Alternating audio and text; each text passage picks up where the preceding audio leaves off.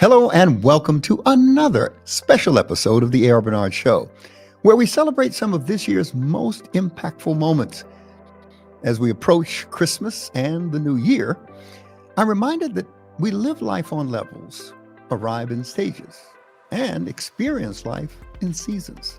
How we leave one determines how we enter the other. As we leave 2024, resolve the past so you may embrace the possibilities of the future. I'm deeply grateful for my loved ones, dear friends, and all of you who have joined me on this incredible journey. This year, we welcomed inspiring guests, including my dear friend, Rabbi Joseph Potasnik, talented actors like Courtney B. Vance, Latanya Jackson, and Jamie Hector, along with comedian Rickey Smiley, and musical legends BeBe and CeCe Winans, just to name a few. Each of them shared unique insights on life that have the power to inspire lasting change. In today's episode, we will revisit these compelling discussions, focusing on how faith has shaped the lives and careers of our remarkable guests. Now, join me as we dive into today's special episode and allow these insights to uplift and inspire you.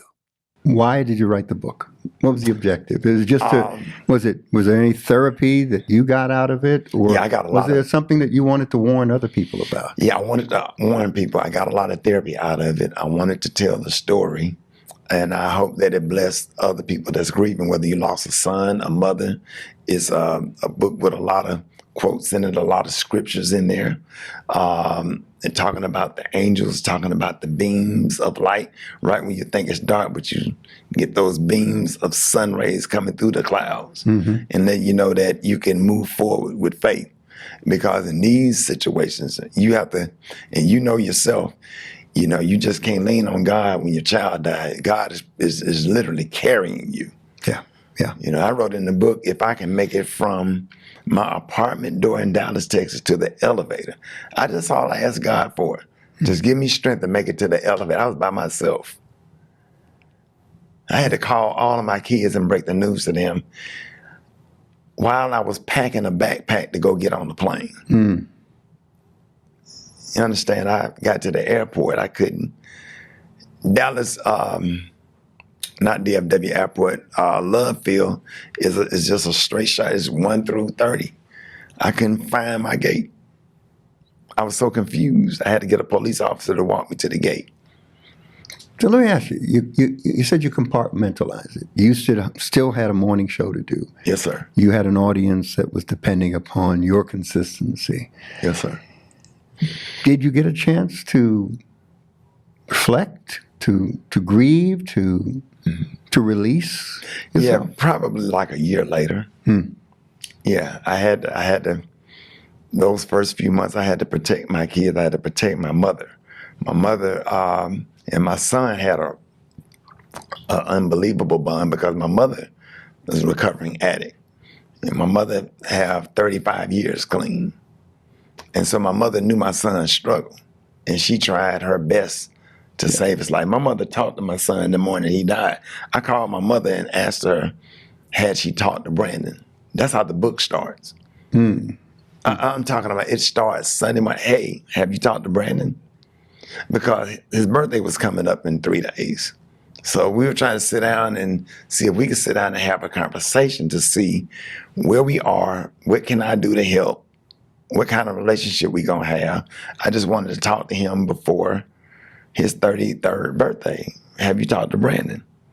And she called, and she called him. She said, yeah, I talked to him. I'm about to go pick him up. We're going to church. Then the next call I got, which I thought was Brandon, it was a girlfriend calling from his phone. And I said, hey, and she was on the phone screaming, saying that he had OD'd and he was on his way to the hospital. And that's where it started. What do you say to people out there who are grieving the loss of a loved one? Is there a one-size-fits-all grief process, or no, it's different. For the individual? I'm sure that it's different for everybody because I've had different deaths that felt different. I felt one way when my granddad died. I felt another way when both of my grandmothers died. I felt certain ways when my great grandmother died, and I was at a different age when all of them died. Then here I am, I lose my son. And that was devastating. If I was any younger than what I am now, it would have killed me. You know, but I definitely took some time to sit down and think and reflect and cry and release. I got a step that I sit on in my kitchen, and I let loose. And when I feel like I want to cry, I cry. I get therapy twice a week. So you do recommend Absolutely. therapy? Yeah, because when you roll your ankle, you don't pull out a Bible, right? Right. When Christians need to hear that, sir. Yeah. When your knees are hurting, you ain't sitting on the side of the bed calling on Jesus. You get up and you go to the doctor. Why won't we get up and go to the doctor for our brain, which is also a muscle like your ankle and your knee?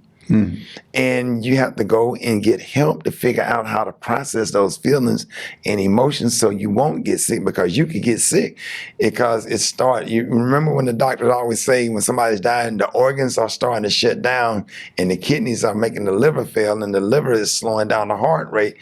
It will affect other organs in your body and you will get sick, and you can die from losing someone. You can die from grief. Yeah. Grief can kill you. Absolutely.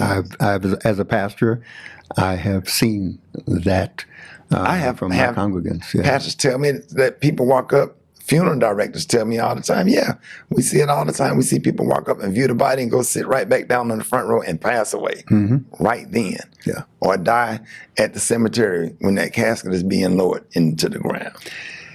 In the face of tragedy like that. Yes, sir. You're still a comedian. Is life still funny?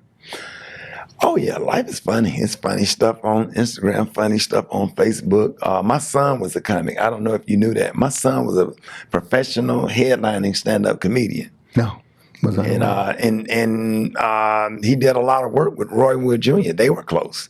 They had a really good relationship. Roy Wood Jr., who's a famous comedian from Birmingham, was kind of mentoring my son, as well. I'm Roy's mentor.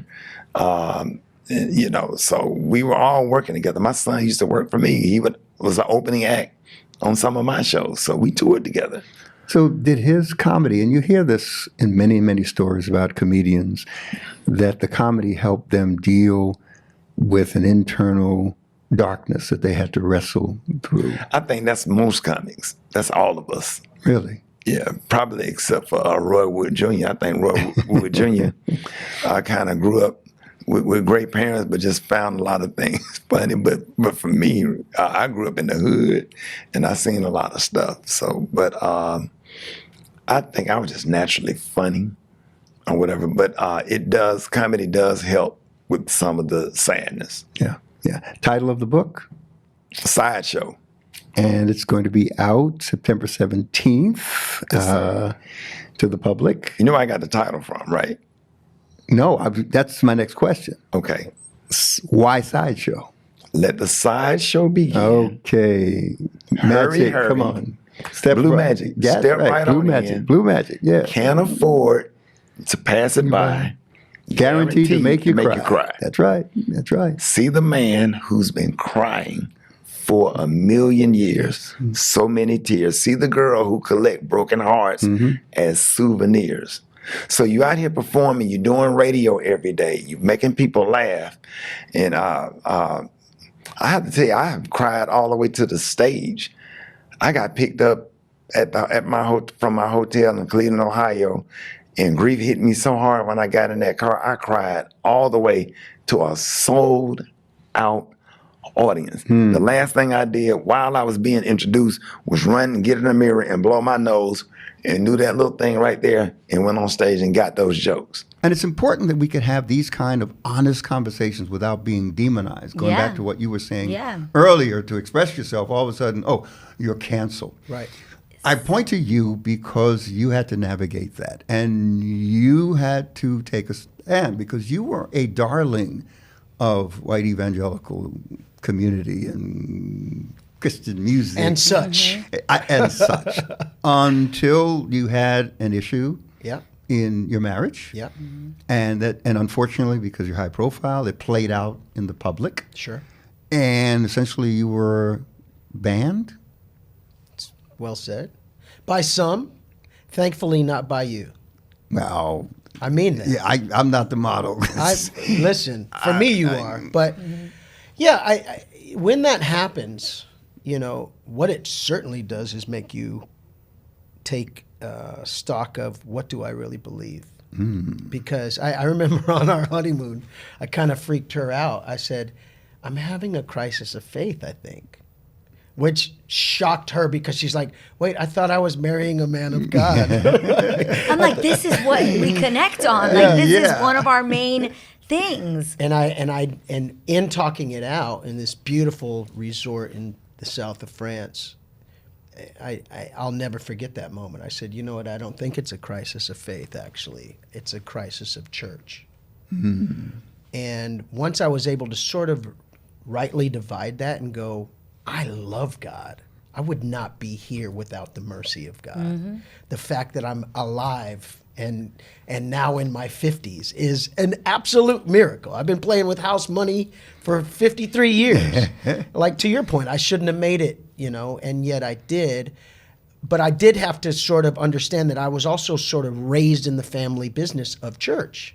I was born into a family of pastors. And so from the time I was one, I was on the front pew, and grew up in church and sort of learned the language of that, learned, the Christianese of that, I learned how to lie, like a lot, in the sense of just to protect and serve. when you say lie, are you talking about wearing the mask? Or? I think so, yeah. Okay. Just everything's great, nothing to God see is here. good all the time. All the time. God is good. Blessed and highly How are you favored. doing? I'm blessed and highly favored. When and- you really could be going through some real turmoil. And you couldn't say that. And I also Yeah. was raised in sort of that glass house. One example is that I'd get called into my dad's office. If I got called into the office, nothing good was going to follow that. And that's just the way it was. And so one time I got called in. I had just turned 16. I got my first car. And my dad goes, hey, I heard you've been smoking. And I was like, no. I know you're lying. Well, no, I don't smoke, Dad. Like, I don't smoke. Like, I'm a singer. I don't smoke. Well, somebody saw you smoking. So I don't know where I got the courage, because I normally would just fall and just be like, like almost this feeling of I'm guilty even though I know I didn't smoke. And so I got this courage. I said, let's go out to my car.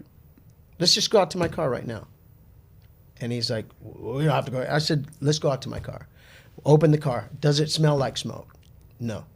So you said somebody saw me driving my car smoking. Yes. And I said, was it this person? I named the person because she was the busybody of the church, and she would the only one that would bring that information. I said, but look at that white Bic pen in the cup holder. He said, yeah. I said, do you see how it's all chewed up? Yeah. I said, that was the cigarette. And I just said, I am so tired of this, like, guilty until proven innocent life of being a pastor's kid and being raised in church that whole time. That began the trauma of just protective lying, and just like, I'm going to figure out a way to just present with this, with this very well affixed mask to my face that all is well, God is good. I was having lunch with a friend of mine yesterday and explaining to him, like, I would have won. People would have lost lots of money had they bet on me. On some, we know this guy's marriage is fantastic. We know he's a man of faith, a man of God. He's like, this guy hovers, And once people saw the human, like, actually, I couldn't maintain that anymore, right. And I have fallen miserably at this. For me, it was actually very, very freeing. It was a lot to go through, to have to disappoint a bunch of people and to feel that cancel culture in real time. Adrienne was there when I got 4 calls in a row and watched over $1 million just slide off my table in less than a week. And I always had so many questions about that, because I'm sure that you've heard it said that cancel culture low-key started in the church. Have you heard that? Yes, I heard that. And with that being said, I haven't proven it out, but I could. I think I could. Okay, and it was bizarre to me how we hear about 17 times 7, you've forgiven me. 70 times There we go, 7, thank yeah, you. yeah. Helen Baylor had a song like that. Never really understood what it meant, but now I do. But I remember hearing, obviously, grace being preached and how, like, come as you are and God is going to forgive you and all of these things. And yet when it happens to somebody in the church, it seems like they don't receive that same thing. But the person standing in the back row who you're trying to convince to join this church. It's an introductory offer. Yeah. It's an introductory, It's like a credit That's card. a good way to put it. it's giving it that way. So that was one of the things. And then one of the things that also kind of scared me, and I guess I would consider that I was raised to be a Christian. I've been on this journey since I was a little boy. I was dedicated to the Lord at Primitive Christian Church in the Lower East Side. I was on the worship team, but I never would consider myself a professional Christian. And what I mean by that is when your ministry is also how you feed your children. When your ministry is also how you keep a roof over your head. And I felt sad at the idea that he had dedicated his whole life and his whole ministry to helping people and creating songs that brought them into a space of worship, and that title didn't allow him to be human or say, I need help, because that would affect his paycheck. Yeah. And that, as someone who's part of the, a pew filler, so to speak, I'm in the congregation, that made me sad. The idea that if this is how you pay your bills, right? A professional Christian, you can't say, hey, my marriage is failing, this isn't working, or hey, I've sinned and I need help, or hey, because now saying that and being honest about that now means, in old school, we would call it disciplina. You got sat down. Pentecostal times. You get sat Yeah. down, and everybody now knows it. Meaning now your business is out in the street. Now your children in Sunday school might be made fun of because, oh, my mother said your father's on disciplina. It's a lot to carry. Yeah. And how do you get the help that you need and the prayer that you need and the shepherding that you need in that moment, if you can't even just be honest because you're going to be canceled? How does that work? Yeah, you're hitting on something that is a sickness in the church, in the Christian church, among some very high-profile individuals. No name mentioned, no names mentioned, but they feel alone. I end up getting to talk with them, and then we start a process. I met recently with a pastor who went through serious crisis, and like you, they threw him under the bus. A particular group threw him under the bus. And he came to me, and we talked about it. I said, okay, let's talk about the healing process. And for me, I don't do that with everyone. Sure. I want to know that they're serious. Yeah. Because some of them are so gifted that they're able to hide behind that gift no matter what's going on. And they don't want to let go. They don't want to take the mask off and experience true freedom, true liberation, because it's going to hurt them in the pocketbook, right? It's going to affect their notoriety, their status, their children, all that kind of stuff comes into play. Embarrassment. But they're hurting. They're hurting, and it's unfortunate that they have to be out there, and they need ministry Just more as than much the as ministering that they're doing. Yeah. That's exactly You right. know, they're wounded healers themselves. They're broken vessels themselves, and we all are in some way.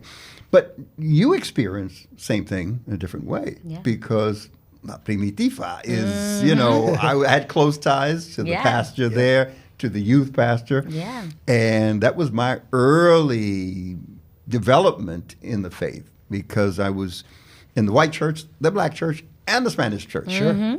All right, I was getting as much church as I can. As Latinos, we love you. But I remember always hearing so highly of you. Like literally from the moment, I'm like, I know who that is.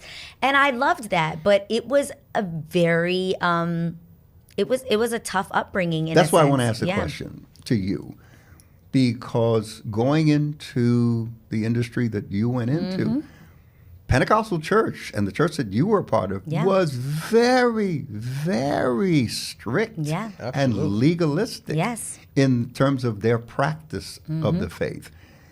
How did you deal with that? Wow. So my mother actually grew up, Mama Nilda, did yeah. not wear pants. I never saw my grandmother wear pants. I'm talking no makeup, no nail polish, no it was just not. You don't shave your legs. I mean, it was one more time, extreme. So that's like the theme of this is the extremes. And with that being said, my mother was raised that way, and I think maybe in her early 20s, she then decided, okay, maybe that's not for me, but obviously I am still Christian. I still believe in being Pentecostal and all those other things, but just not legalistic. And that's how she raised us. But here's the thing. I actually was singing on the worship team when I auditioned for the first girl group that I was a part of, which was 3LW. And I remember coming home and telling my mom, this is my break. Like, I believe you couldn't tell 15-year-old Adrienne that God did not tell me that I was going to be a superstar, okay? And so I came to her and I said, Mom, this is my opportunity. And at first it was almost like, well, if I don't allow her to do this, she'll probably hate me forever. But at the same time, she didn't have peace about it. And so she was like, I need to pray about this. And that's the kind of mom that I grew up with. Someone that was like, I need to feel like God told me personally that this is okay for you to do. And I just remember her being so ridiculed in church and people being like, I can't believe that you would send your daughter to Hollywood. You pretty much sold your daughter darkness. to the devil. Yeah. No, you've sold your daughter to the devil, because when you think of Hollywood, you're talking sex, drugs, rock and roll. And now the gift that God gave her, she is now going to use for the world. I wasn't allowed to listen to what was called then worldly music. I grew up listening to Amy Grant. Amy. I know my mother Amy loved Grant. We was in the hood listening to Amy Grant. It made no sense. I loved Amy Grant, but I loved Helen Baylor. I loved Hezekiah Walker. Kirk. Like those were the people that I grew up listening to, and so it's funny because when I joined the group 3LW, there was so much that I didn't know. Everybody would be like, you don't know this Jodeci song? I'd be like, never heard it in my life. Literally wasn't allowed to listen to that. But all that to say, my mom truly believed that God told her that I was absolutely supposed to go beyond the four walls of that church in La Primitiva. And he told her, maybe her ministry doesn't look like what they imagined it would look like, but your daughter's going to be able to talk to people that maybe they won't be able to reach. She's going to be able to be in places that she can be a light. So crazy enough, my mom ended up feeling peace with letting me join the group. And I'll never forget every single time I walked out that door, the agreement that my mom and I made was, remember who you are. Remember whose you are, and that your ministry is to be a light in a dark place. So let me ask you a question, because I want to get this right, because it says a production company that focuses on projects that have moral resonance, universal appeal, as well as commercial viability. Yes. Moral resonance. Yeah. Why? That's the DNA of who I am. And that's a euphemism for things dealing with faith, things grappling with theological perspectives, unpacking how we are connected universally with a power source greater than us. Talking like a Catholic, you know that. A little bit, I'm conversant. And really tying us back to who we are and what our purpose is. And for me personally, there's no purpose outside of God. There just isn't. So, but one of the things I hate the most is I hate faith-based movies. You know you're going to have to explain that, right? Yeah. So, and I've been guilty of being a part of some of them. somewhere along the way, post Passion of the Christ, a bunch of people of faith realized that, oh my gosh, we can tell stories about Jesus and make a whole lot of money doing it. So you got the wrong players, with the goal of capitalizing Mhm. on this new market, jumping into storytelling. And there's an influx of a lot of faith-based movies that are Pollyannish, really poor production value, um, melodramatic, cringeworthy storytelling that has happened, and they made a lot of money doing it. You Those know are what? strong words. That's a strong critique there. Oh yeah, I've You been know. saying this for years. I won't back down. And they know who they are, and they don't care because they're like, "Well, this is what our audience wants." And I'm like, "Yes, so you think the audience is not capable of a better thought out story or better acting or better production value. So you think it's like let's just make chillins for the Negroes. They'll eat Mm, it. mm. Yes, they will eat it. We know this. But does it make it right? Does it make it right? So let's just say, like, I think the films have gotten better in terms of production value, but I think there's a reductive approach to storytelling pertaining to faith that to me just knocks people over the head. And what we're doing, and not we, let me take me out of it, but well, I'll say we as storytellers, we're preaching to the choir and we're turning off really the people that I think we should be speaking to, and that is an audience of Mhm. one. It doesn't matter what they believe or don't believe, because the power of storytelling is that palpable that you can use this tool um, to say some things and to do some things.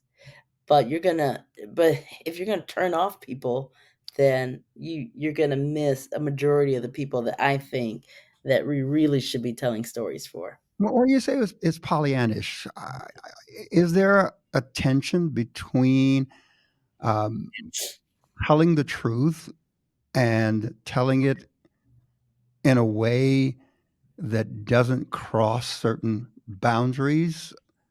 I mean, I'm thinking of when you go through the process of creating some type of so-called faith-based film, you're saying, okay, how sex is real. How much of it is should be represented in my film? Violence, etc. All you have all of these things, and Mhm. it seems to be a tension because you say, I don't want to show too much of that, or is that okay? What are the boundaries? I think they're personal in nature, the boundaries, and I think, and that's why the Christian films, or the faith-based films they stay within a certain parameter, and there's no cursing, there's no sex, minimal violence, lots of praying, Mhm. um, and lots of proselytizing, um, and again, there's a market for that. It's actually very profitable.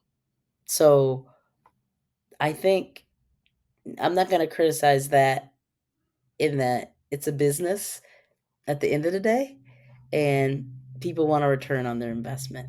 All I'm My argument is it's a powerful medium that can be used in a great way if you know how to use the tools. That's it. If you know how to use the tools, and if you're challenged to do storytelling in a more elevated way. Why I raise power is it's funny. I had a wonderful conversation with Omari Hartwick about the Yeah. role that he played. But you had a situation where you were brought into the series and you had to play a role dealing with voodoo. And I'm going to let you tell the story because I got the phone call. You got the phone call.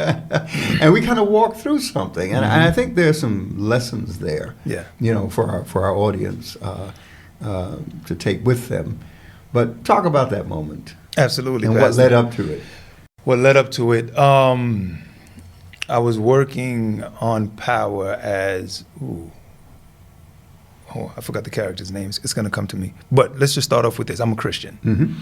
Raised Catholic, and transitioned to non-denominational Christianity in my early 20s. And I take it seriously. You know, I value the words of Christ. I value its thought process. I value the way of life. And so you asked a question earlier on, how much leverage or how much influence do you have on the conversation about the character, you know, when walking into it. So this was a show that they reached out to me for. I went into the room, I met with the showrunner, and then after that I wanted to have a conversation about the character, not because the character was rooted in voodoo, but because the character was Haitian, and I wanted to make sure that it was not a one-dimensional, stereotypical character. Yeah. So I would constantly reach out to the showrunner and ask for a conversation. We need to talk, because before I dive in, I just want to know if the character is not going to be viewed as a Haitian stereotypical character. Anyway, we never had a chance to talk. I go to set, and then when I arrive on set, I'm like, I read the script, but you know, you think what you read on a page sometimes is not what you assume you're going to see on set. And then I get to set, and they have, you know, chickens, and the script is rewritten. And I'm like, this is not what I remember reading. This is a little deeper, you know. My parents are Haitian. My mother's Haitian. Of course, there's that idea that Haitians deal with voodoo, etc. And that's an image that I never wanted to carry out. I never wanted to portray, so I never wanted to dive into that space and tell a story about it either. So when I read the material, I said, wait, okay, I'm not doing this, and I'm on set. I don't want to say this, I'm not going to say this, and is there any way that I can have a conversation with the showrunner? Nobody was available. So I went back to my trailer, packed up my things, but I said, let me call Pastor first. You were ready to go. You were ready to walk off. Yeah, I was out. Okay. And this is where wisdom and wise counsel comes in, right? Because I didn't want to do anything that was going to jeopardize my relationship with Christ, with God. So I value my Christian walk. You know. Why did you feel it was a stake? I mean, all of a sudden, here you are facing this role, you're on the set, and all of a sudden, your Christian walk. Because when you started responding to my question, you talked about not reinforcing the stereotypes, voodoo and Haitian. And I get that. But what you're saying now, you found a tension between your Christian faith and what you were being asked to do. Because in the script, when I got on set, they were calling down some different kind of gods or something like that. And I was like, what is this? So you were engaging in incantations. Yeah. See, I don't even know what that means. You know, but I do know I didn't like the way I felt. I wasn't excited about what I was reading. Yeah. So because I saw that, and I was like, what is this? And who is this? And I'm not going to my phone to Google anything right now. I'm just like, this, I'm not saying it. I'm not doing it. And before I leave, let me make a phone call. Then I called you. And that's a strong, I'm sorry for cutting you off, but that's a strong conviction that you have, that there is a specific boundary for you. And you don't always know how to navigate that boundary, which is why I got a call from you. So let me not interrupt you. Go ahead. Yeah, because sometimes, you know, especially as a kid, I took everything literally, and I would deal in extremes. It was like yes or no. Okay. There was no in between. Okay. Yeah. You know, but I learned how to, you know, I guess the word is be a little bit more diplomatic, right? Like, okay, it's not just yes, it's not just no, let's have, but at this point it was no. Pastor, so I called you and you asked me the question. You said, now first, before I say all of this, I don't panic. At least I try not to panic. You know, I try to keep it cool, right? But you heard it. You said, okay, Jamie, just calm down. And I was like, oh, I must be a little hyper because I was ready to leave. So you asked the question. You said, are they calling down any names or any gods? I was like, yes, they are. He was like, okay, you can't do that. And I said, okay. So my gut was right. Thank you. I said, so what now? Because I'm leaving. And you said, no, we're not going to destroy a relationship. Go and have a conversation with the producer. I said, all right, but if he says I got to say the lines and I'm out, I guess we're going to have to figure that out, right? I was like, I was ready to go because I didn't want to jeopardize, again, my relationship. Yeah. At nighttime when I'm in prayer, in the morning time when I'm in prayer, and it's just like, you was on set. Yeah, I'll repent, but you could have turned away from this, you know. So I go to set and I'm like, excuse me, did you write this script? So on productions, the writer of the episode is who comes to set. Mm-hmm. And the gentleman said, yeah, I wrote it. And I said, man, I have a problem. He's like, what's that? I was like, I have a problem with, he's like, wait, you don't want to say it? He's like, look, I wrote it and I'm scared. I said, I'm sorry? Mm-hmm. He's like, I said, I'm not scared. I'm just not comfortable. But he said, I wrote it and I didn't feel comfortable writing it, is what he said to me. He said, if you don't want to say it, don't say it. Just like that. Wow. Just like that. So his heart was already prepared. Yeah. He said this conversation before you got there, before you even knew. He said he was raised Catholic. He said he's just a great writer. And I guess with his research, he puts it together. Mm-hmm. But his preference would not have been to write this. Mm-hmm. Which was, it lifted a load for me because now I didn't have to say that dialogue. I was able to navigate and we just rewrote. I think we went back to the original text of what was written. And it worked out for me, and we spoke about it, you and I, right? Just about that journey and that process of being trapped in a place where I just felt like my only option was to leave in order to not jeopardize my faith. Let's talk about the state of religion in our nation. Pew Research has done a few studies, and of course they've come up with new terms, the unaffiliated, the nuns, the disaffiliated, and the terms continue. And really they're looking at the fact that people today are detaching themselves from their faith. And I don't think it's from faith in general, because they're now talking about spirituality. I think it's detaching themselves from organized, established religion. What is your take on these studies and the state of affairs? Rev, someone came back from Israel and was asked by a reporter, how was it in one word? He said, good. The reporter asked, how was it in 2 words? He said, not good. And I think if you look at the state of affairs today, in some places it's good, in other places it's not good. You mentioned the unaffiliated. Unaffiliated means they're totally disconnected. And as you said, from organized religion, but they're looking for something and finding something elsewhere that is not being offered under conventional settings. So the question becomes, so what is it they're not finding and still seeking? Because I think they're searching for something. Mm-hmm. I think all of us need something in our lives. We want to wake up in the morning with a feeling of self-validation, that we matter, that we mean something, we're contributing to the betterment of society. And when you're totally removed, what do you have? Who do you talk to? What's your community? So there are those who are finding communities elsewhere in the political arena, in social justice platforms, but they're not finding it in that usual setting of organized religion. And yet others are. But that doesn't satisfy. We are spiritual beings because there are aspects of our humanity that transcend the empirical, the visible, the material, what we can touch and see and hear and smell and taste.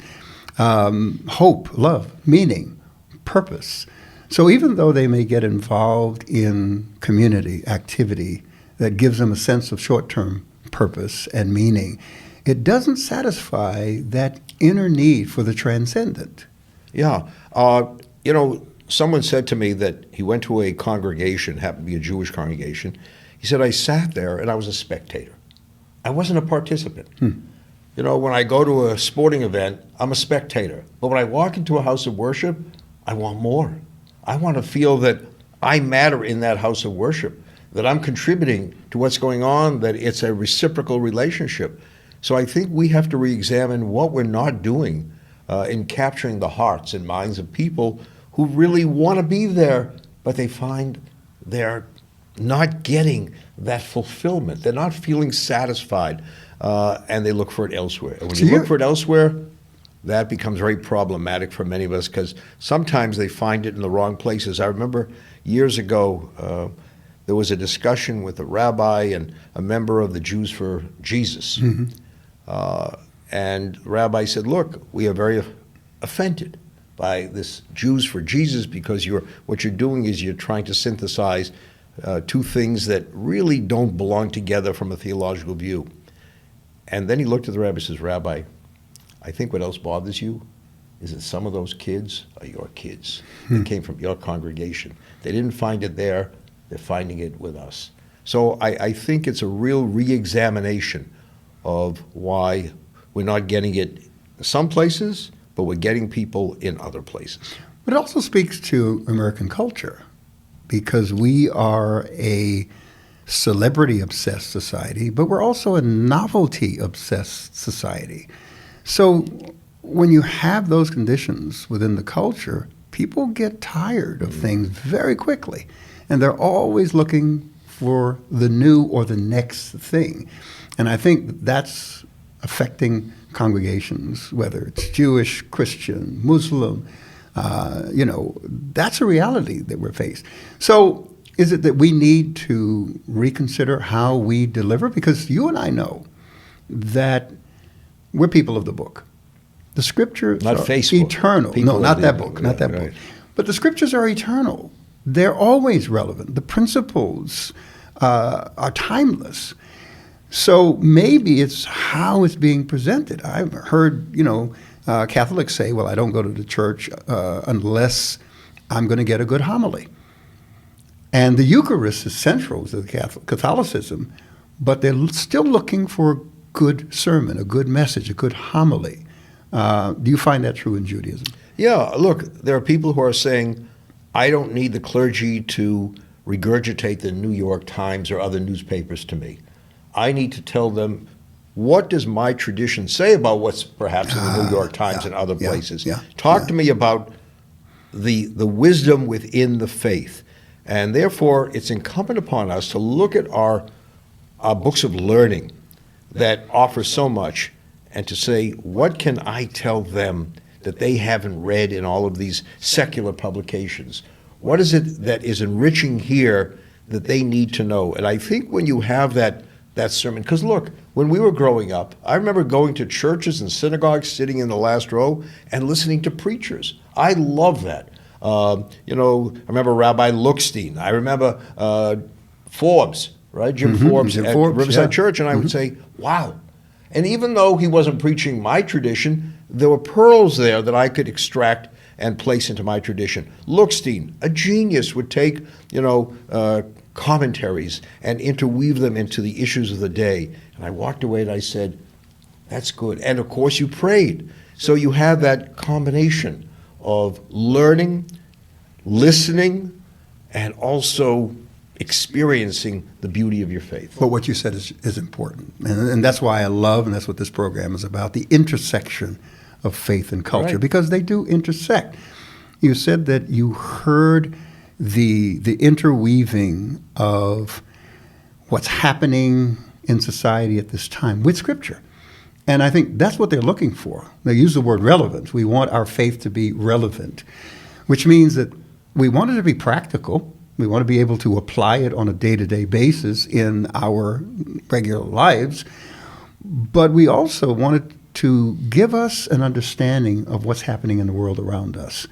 Whether it's, and we'll talk about October 7th, those kind of conflicts and tensions, but what's happening socially, politically, morally, spiritually within the society. We have a term in our New Testament that we call signs of the times, which is simply putting a scriptural lens on the trends, issues, and narratives that are informing and driving the social, spiritual, moral, and political landscape of the day. And they want to know, how does my faith relate to what's going on?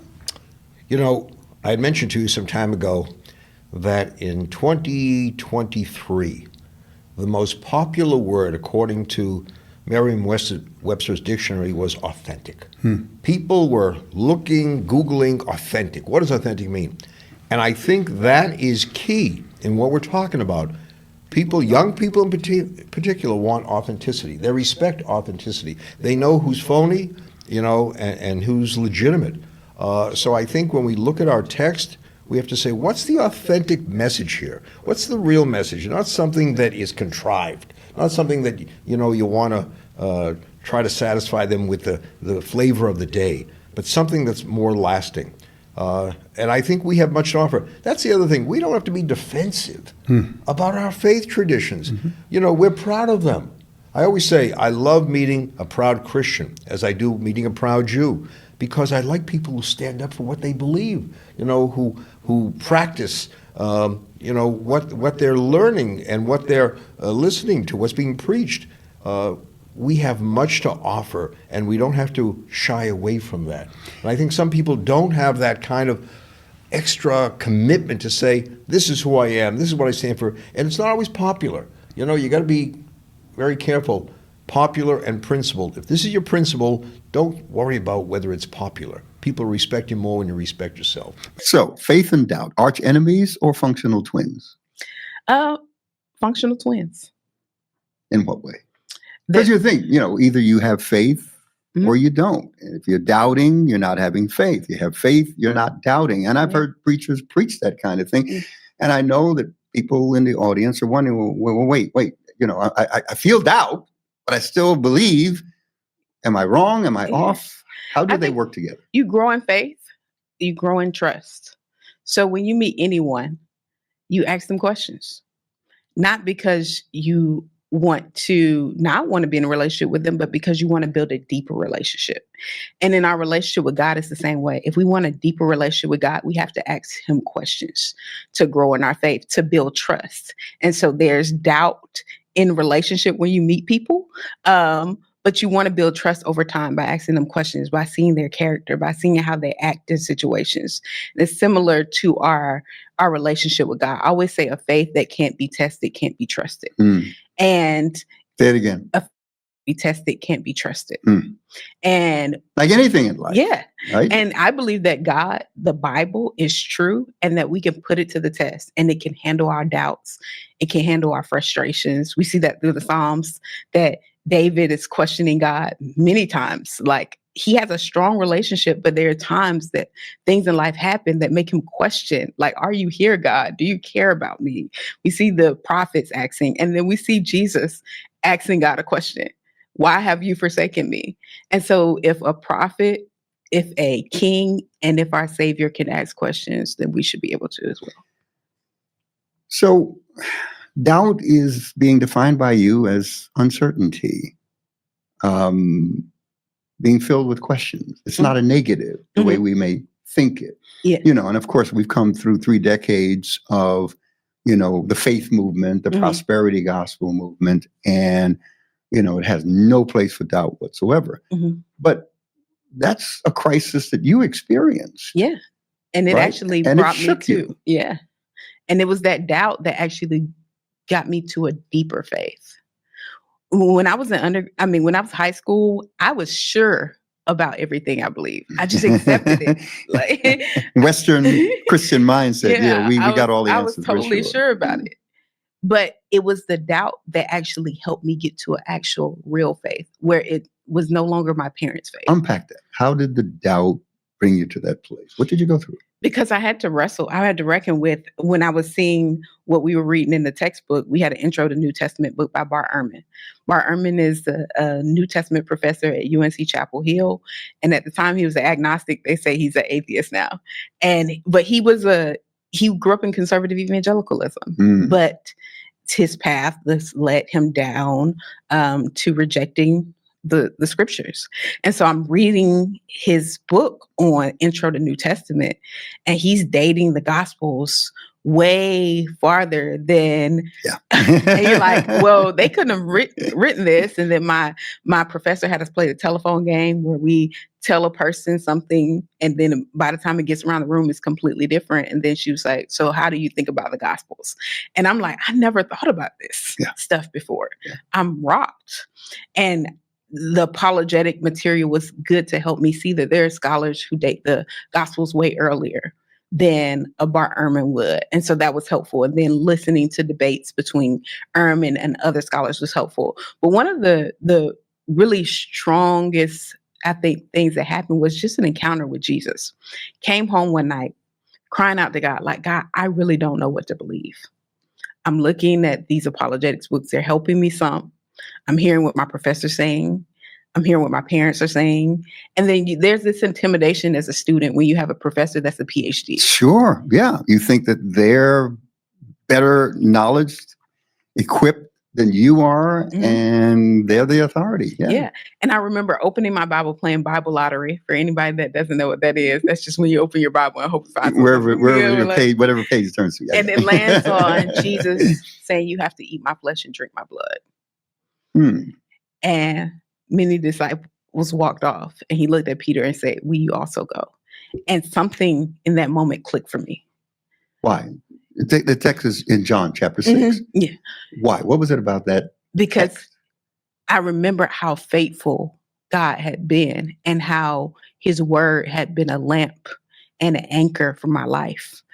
And it's like, I cannot abandon what has been proven. And it was at that moment where I realized it wasn't all the information I got from the apologetics resources. While it was helpful, it was as if God was saying, I am true. I can be trusted. And if you want to go, you can go. But like Peter said, where can I go? You have the words of eternal life. Very personal, a personal encounter.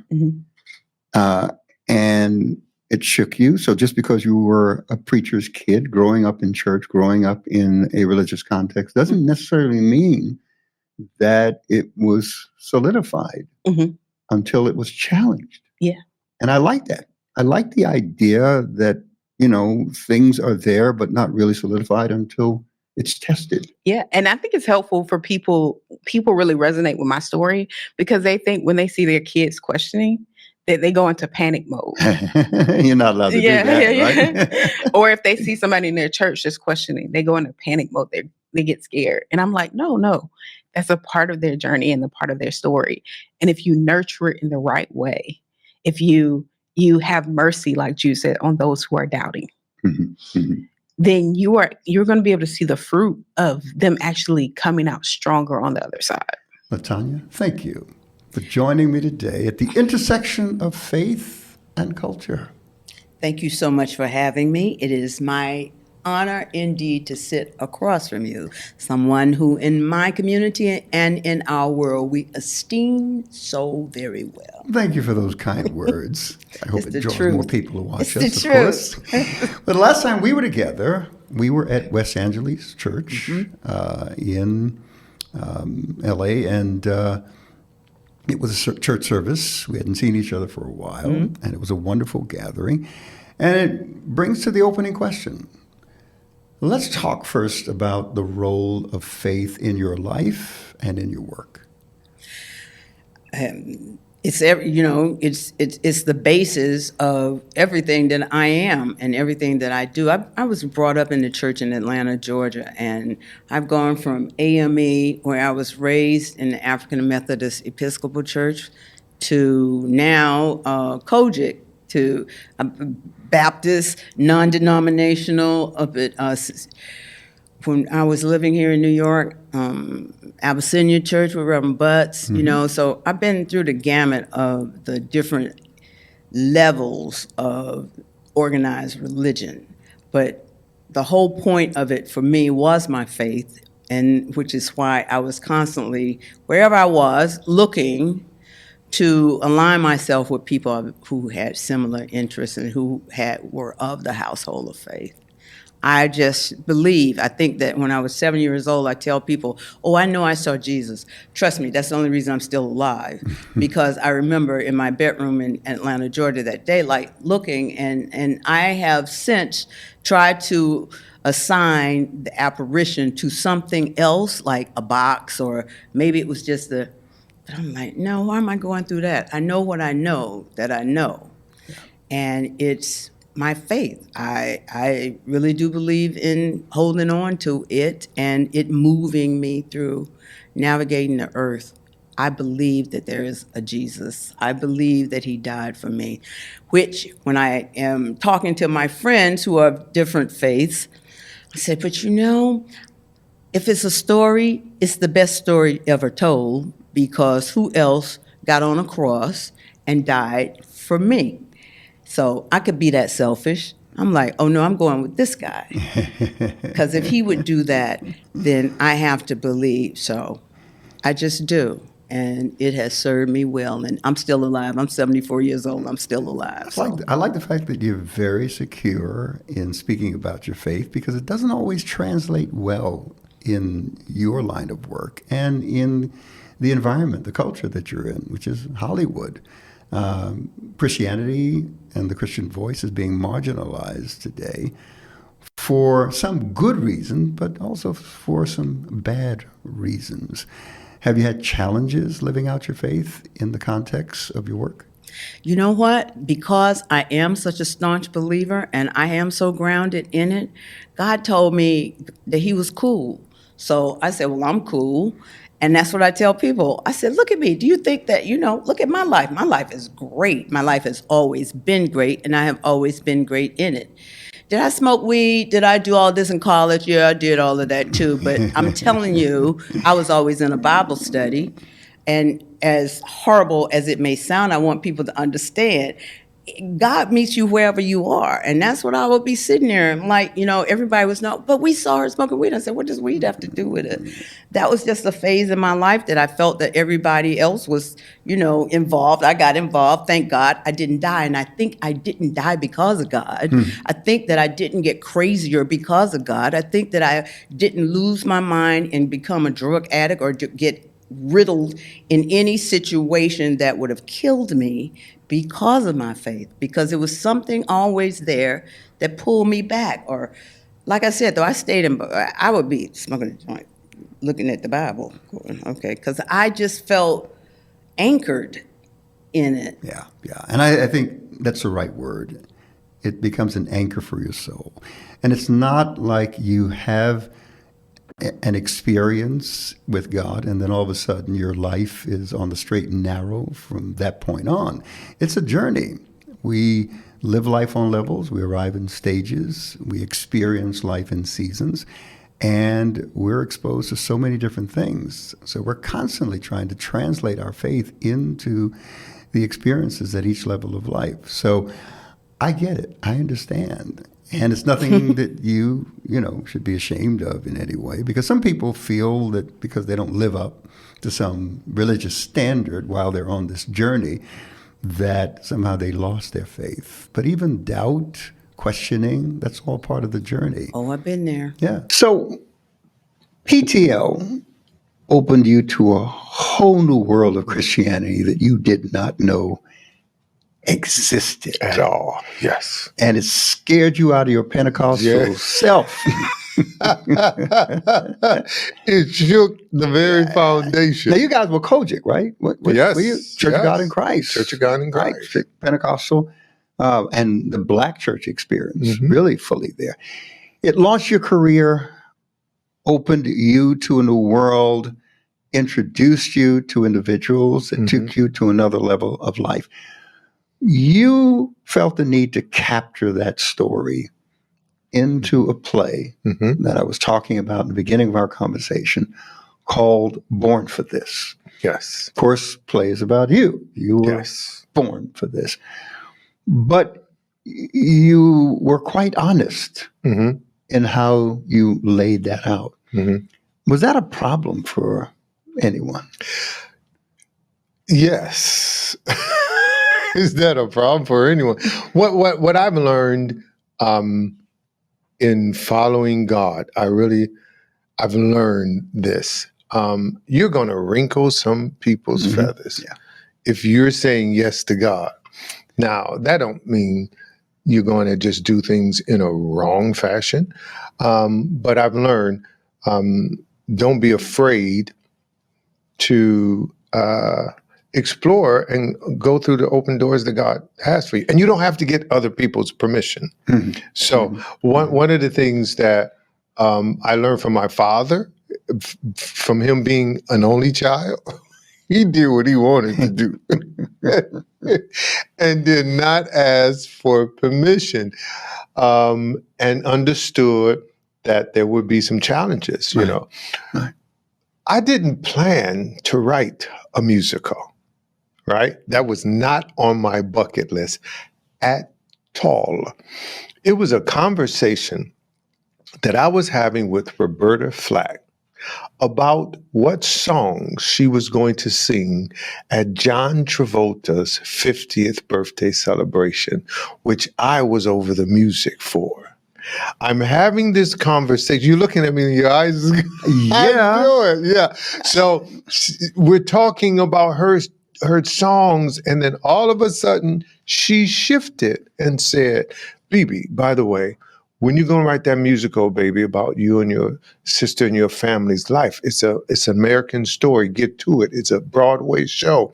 After the Broadway show, then it's going to be a television show. And I'm looking at the telephone like, did she not take her medication? What's going on? It was like confusing to me. And then she finished that and went right back into, I think I'll do the song. And Pastor, I remember hanging up the phone and I just looked at it and I said, that's crazy. I'm just going to ignore that. And 4 days later, I was in Montreal to sing, and I walked into the hotel. I have my laptop. I just opened up my laptop for some reason, and then it was like a faucet turned on. And I sat there and I wrote what would become the first draft of Born for This. Wow. It didn't end there. I decided, okay, this is what I got to do. Where can you learn about Broadway? New York. Yeah. Well, so I moved. I lived in an apartment here. I went to every musical that there was to learn because it's a different skill. Right. Sometimes we as God people, like a friend of mine says, we don't want miracles. We want magic. We want to say, okay, you want to do that? Bam, man. But you have to participate in a miracle. I'd like to start with something that I noticed on your website, and that is, I am a Christian. And I said, boy, she's unapologetically Christian. And I like that because, we're being marginalized in American society right now.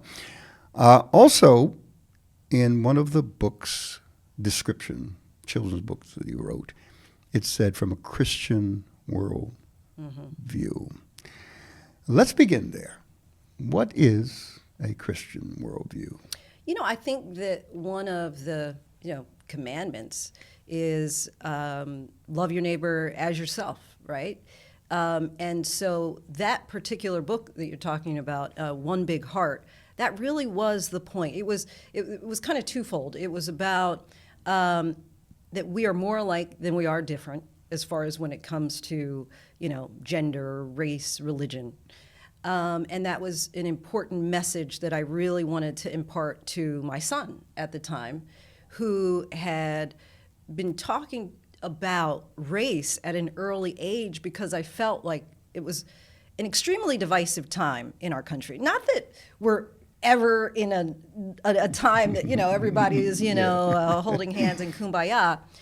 But it was right after, if you remember, the two black men who were arrested at the Starbucks in Philadelphia for trying to use the bathroom. They hadn't paid for anything. And, a promo came on for the noon news. And my son was doing Legos, and I really didn't think he was paying attention. And he said to me, a few minutes later, are Daddy and I going to get arrested if we go to Starbucks? And I thought, oh my gosh, it's so heavy. What an albatross to have around his neck so early. Yeah. I think he was maybe 4 years old at the time, and that he was processing it and talking about race and identifying as a black male in our society. And that really was kind of heartbreaking in that moment. And in that moment, I got my next idea for my book.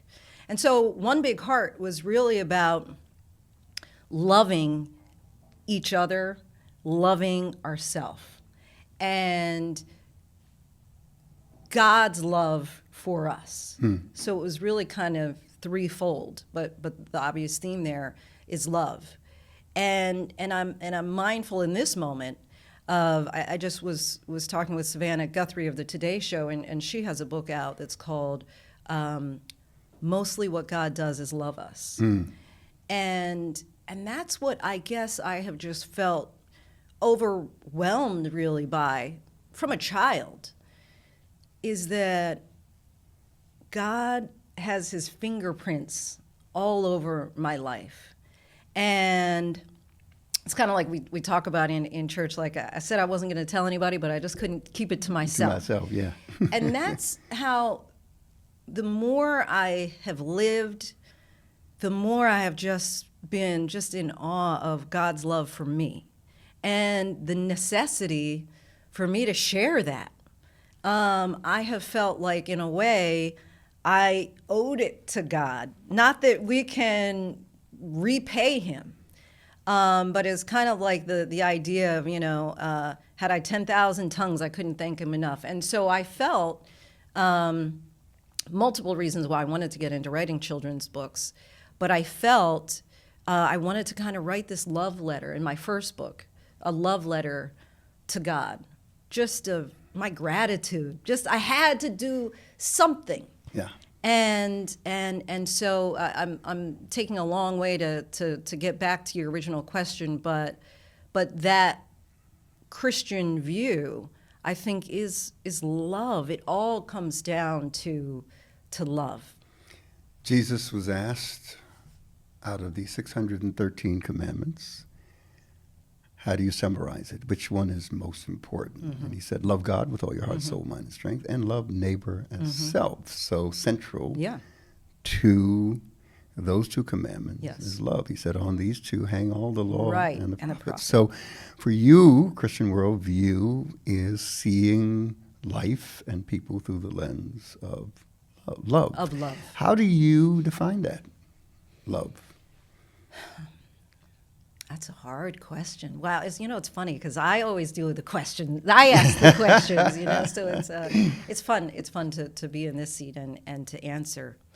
How do I define that? Well, the first thing I think of that comes to mind is that God loved us so much that he gave his only begotten son.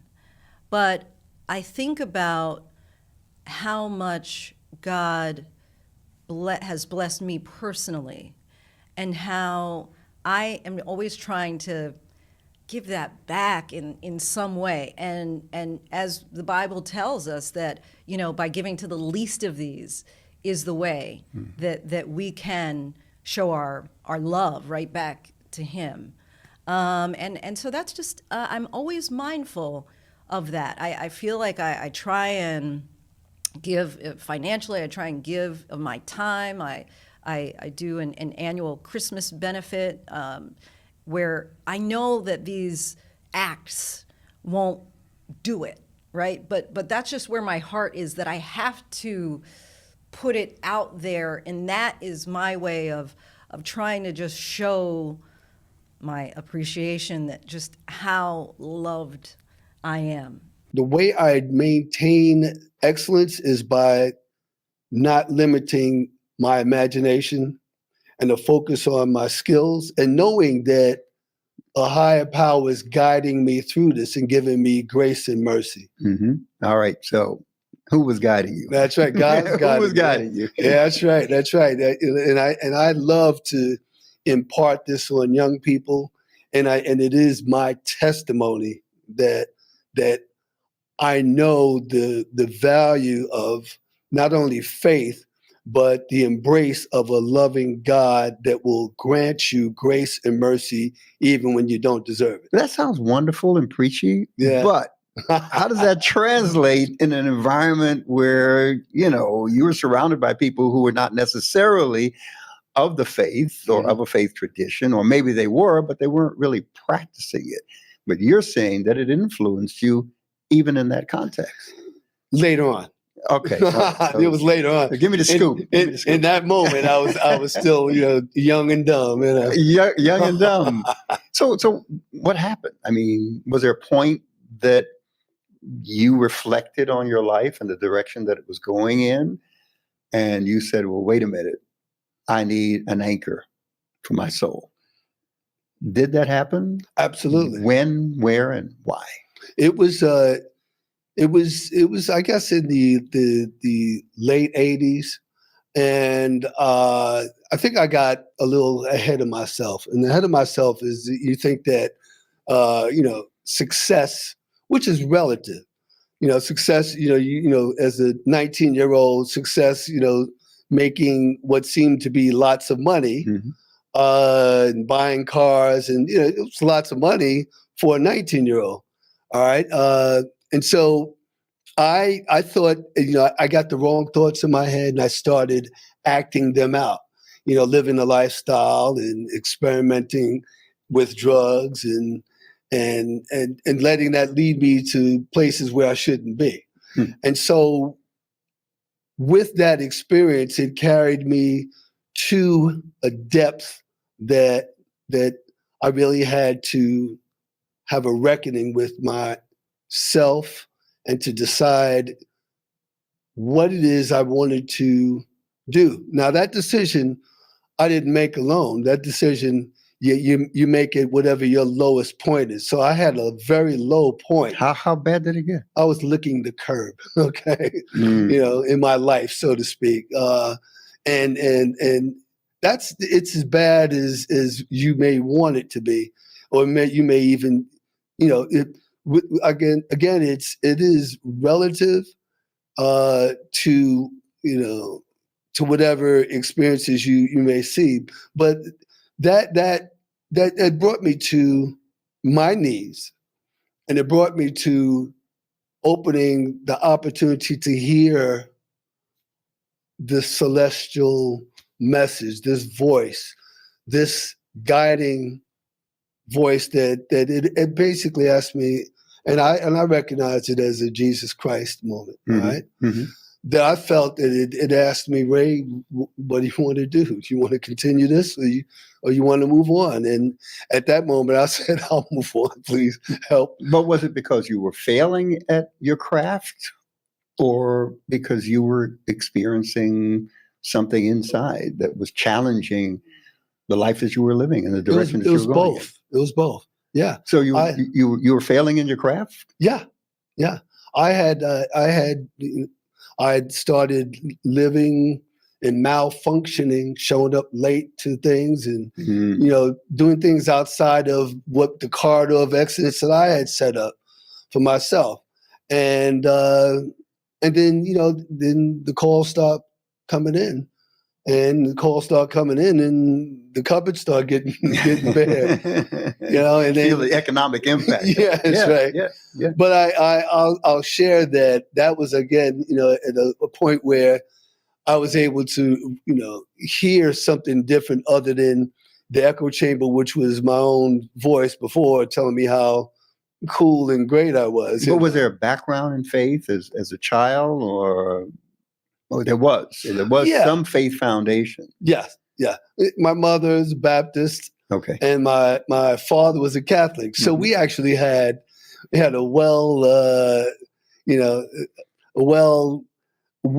first of all, we had a lot of that kind of influence. That we weren't. One week we'd go to Catholic church, the next week we'd go to Baptist church. And so it was always a lot of different experiences. Sometimes I played in the church, sometimes I just attended. And so I got to know what the systems look like without knowing and feeling what the faith walk. That's interesting. You had a gift as a musician. You were growing up in a family of faith, even though to faith, but you were playing as a musician. But it was just a job. It was just something you did, you got paid for, but it didn't speak to you in a deep and profound way as it did at this point in the late 80s?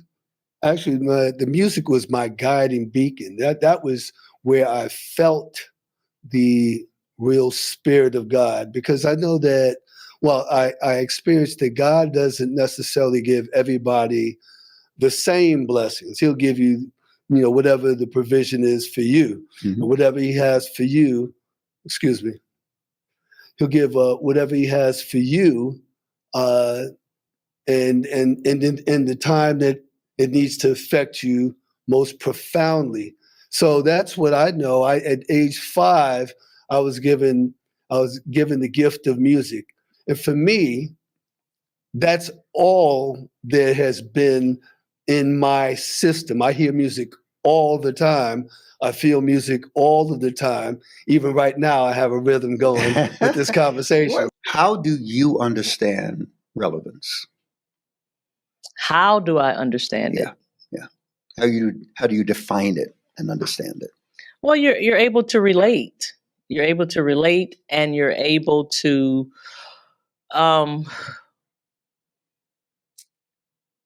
connect. To me, is what relevance is. You're able to supply the need for now. Mm-hmm. And the gospel is always relevant.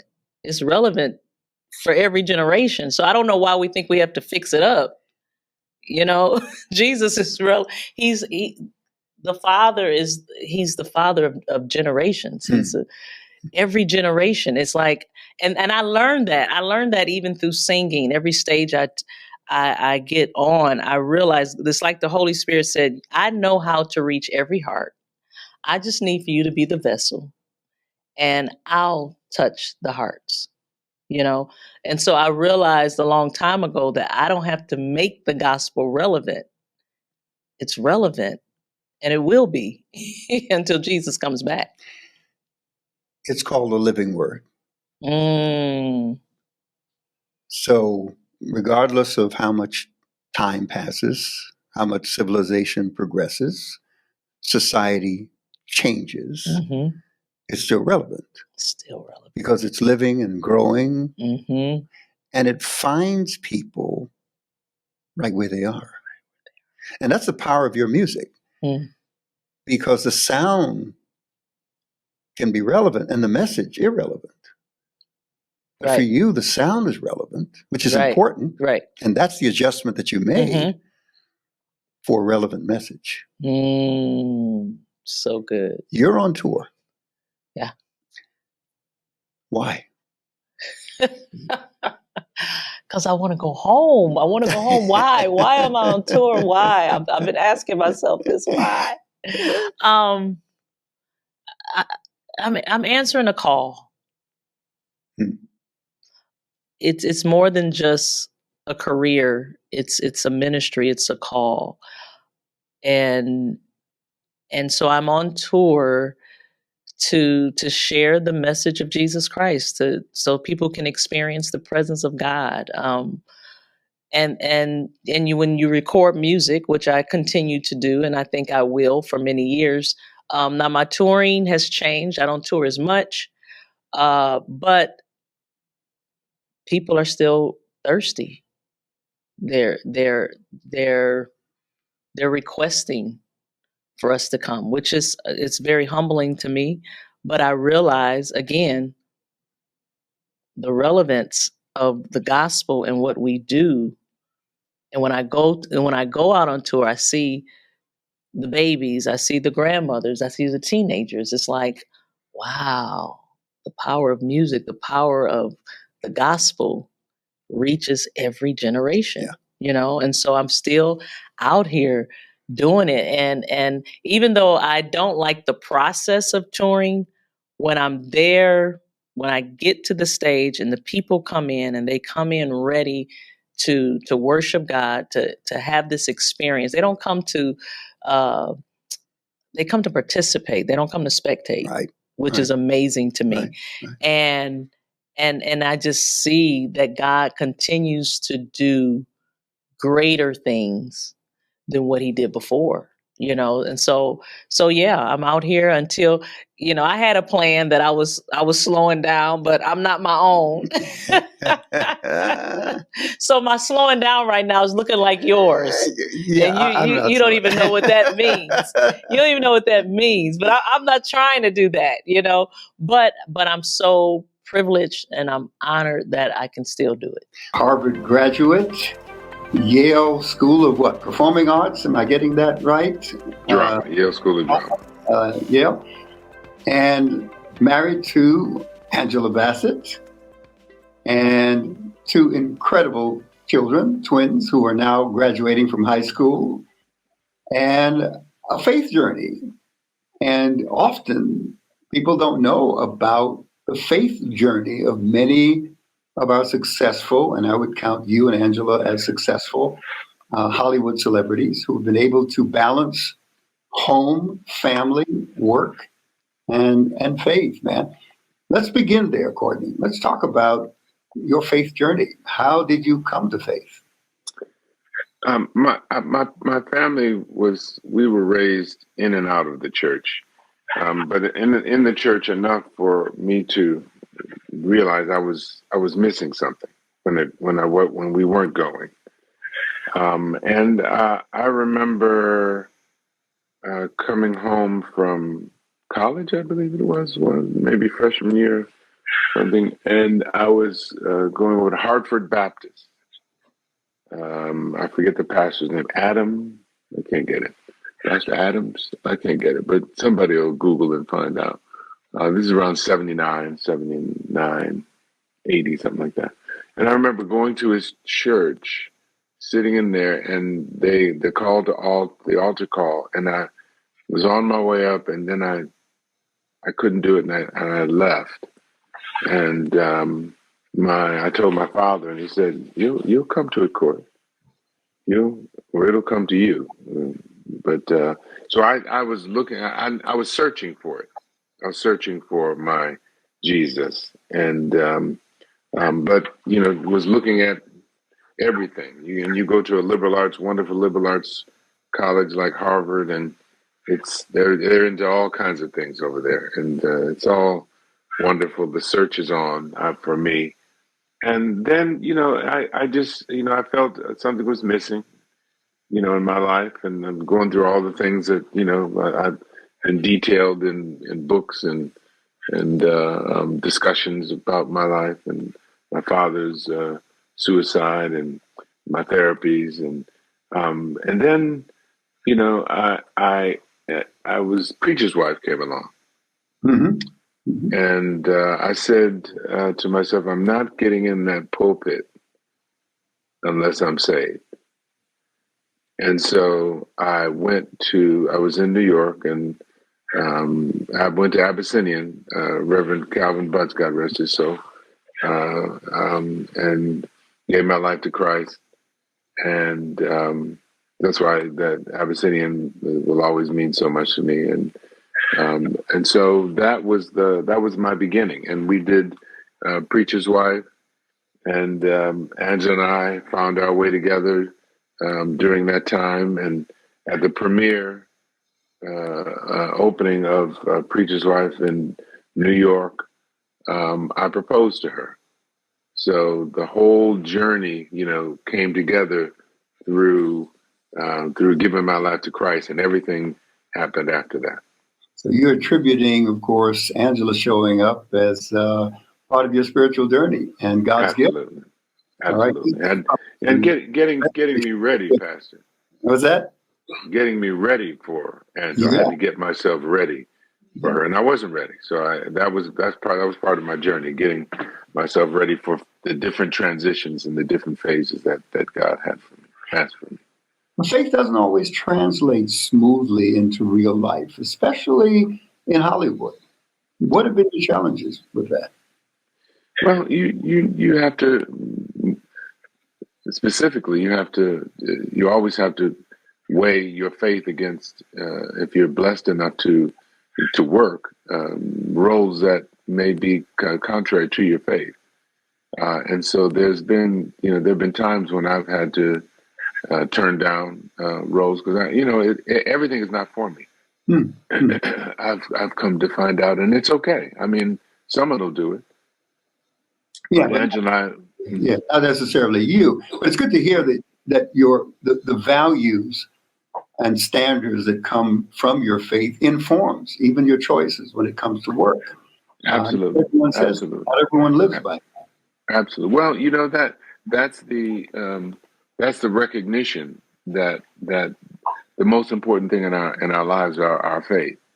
That we recognize that ultimately that's all we have. And as my mother transitioned, and the last words she didn't speak because she had ALS and she couldn't speak anymore. But the last word she wrote down and gave to us, last word she gave to us was pray. And she said, basically, she was saying, life is a prayer. When our children go, initially they were up underneath us, as we all know, and we could put our hands on them and, come over here, give me your hand, walk across the street. But eventually they take their hands out of our hands, and life at that point is really all about prayer. My full conversations with all of these guests and more can be found on all podcast platforms. So make sure to like, subscribe, and share. And I'll see you next time right here on The A.R. Bernard Show.